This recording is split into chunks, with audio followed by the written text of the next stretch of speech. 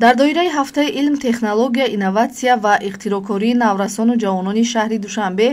зери унвони Душанбе шаҳри ҳушманд, инноватсионӣ ва техникиву технологӣ, муассисаҳои инноватсиониву технологӣ, илмиву таълимӣ ва ширкатҳои бахши IT баргузор гардид. Дар намоишгоҳ беш аз 48 идораву ташкилот зиёда аз 200 номгӯи лоиҳаву маҳсулоти худро ба намоиш гузоштанд. Меҳмонон ва иштирокдорон дар намоишгоҳ бо дастовардҳои мазкур шинос шуданд. баргузории намоишгоҳи молу маҳсулот омили муҳими бедор намудани ангезаи шавқу рағбати хонандагон ба омӯзиши фанҳои табиӣ, дақиқ ва риёзӣ арзёбӣ гардид. дар маросими ифтитоҳи он намояндагони мақомоти иҷроияи ҳокимияти давлатии шаҳри Душанбе, масъулини агентии инноватсия ва технологияҳои рақамӣ назди президенти ҷумҳурии Тоҷикистон, масъулини Академияи миллии илмҳои Тоҷикистон, намояндагони Вазорати маориф ва илми ҷумҳурии Тоҷикистон ва дигар вазорату идораҳо ширкат намуданд. маросими бошукӯҳро масъулини мақомоти иҷроияи ҳокимияти давлатии шаҳри Душанбе ифтитоҳ намуда зикр кард, ки ҳафта бо ташаббуси бевоситаи раиси шаҳри Душанбе муҳтарам Рустами Эмомалӣ